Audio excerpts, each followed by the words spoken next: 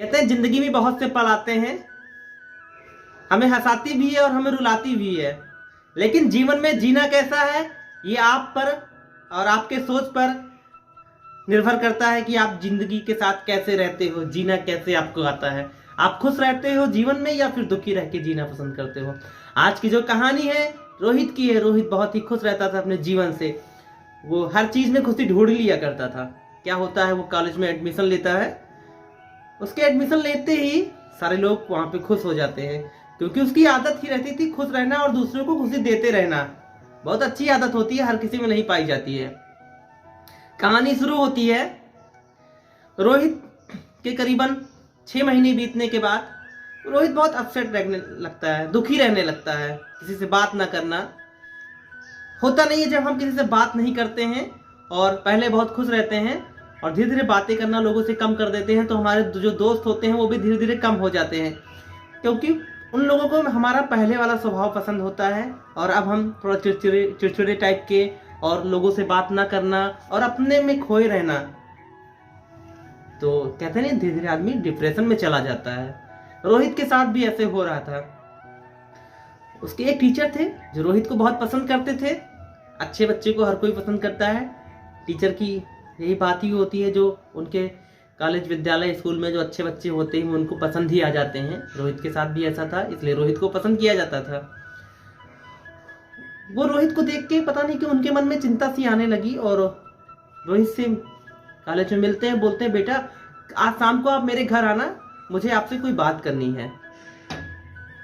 तो रोहित अपने टीचर के घर जाता है और टीचर उससे कहता है ठीक है बेटा बैठो, लेमन जूस पियोगे? तो रोहित बोलता है हाँ सर बिल्कुल। उसके सर जो रहते हैं वो घर पे अपने अकेले रहते हैं। उनका जो परिवार रहता है गांव में रहता था, इस वजह से वो अपने शहर में अपने घर पे अकेले ही रहते थे।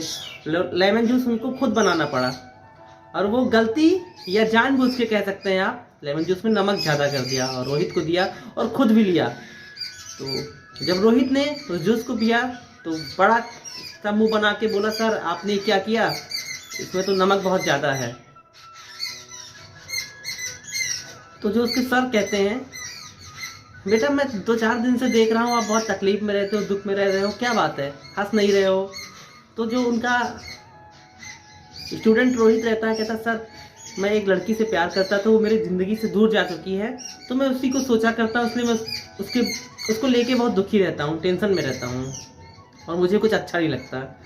तो जो सर बोलते कि मुझे पता था कुछ ही ऐसा हुआ है, क्योंकि मुझे सुनने में आ रहा था और स्टूडेंट मुझसे ये बातें बताई थी, इसलिए मैंने ये जूस आपके लिए ऐसा बनाया, क्योंकि इसमें जैसे कि नमक ज़्यादा है तो आप क्या करोगे?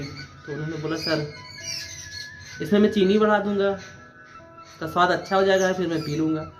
तो उनके सर ने कहा बिल्कुल इसी तरीके से आपके जीवन में नमक ज़्यादा हो गया है, चीनी डालने की ज़रूरत है। मतलब थोड़ा दुख आ गया है तो उस दुख से दूर जाने की ज़रूरत है, आपको खुश रहने की ज़रूरत है।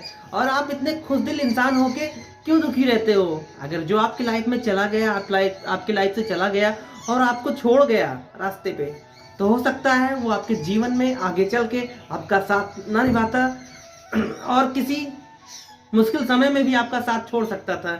तो ऐसे रिश्ते से घबराने की ज़रूरत नहीं है, और अगर ऐसा रिश्ता आपके जीवन में है और आपसे दूर जाना चाहता है तो रास्ता खोल दीजिए, उसको जाने दीजिए और अपने जीवन की ऊंचाइयों में पहुंचने का और जीवन की ऊंचाइयों को छूने का समय आपका है। क्योंकि रोहित का अभी जो समय था वो गोल्डन टाइम था, अगर वो कुछ कर लेगा तो ही आगे जीवन में कुछ पा सकता है।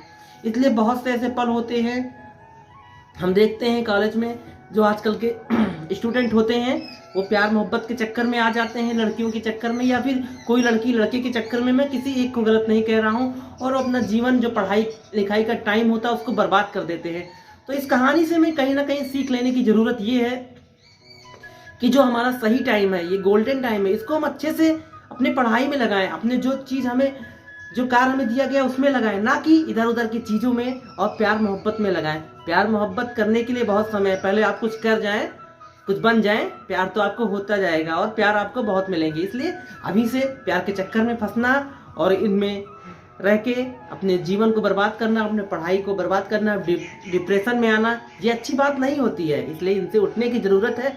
अगर आप कुछ करना चाहते हो तो कुछ अच्छा करो, इन सब चीज़ों से उठो, क्योंकि अभी आपको पढ़ना है, आगे बढ़ना है, वो तो कुछ करना है। इसलिए यही टाइम है, अगर ये निकल जाएगा तो फिर दोबारा वापस नहीं आएगा। और बाकी तो आप समझदार हो, क्योंकि आप इंसान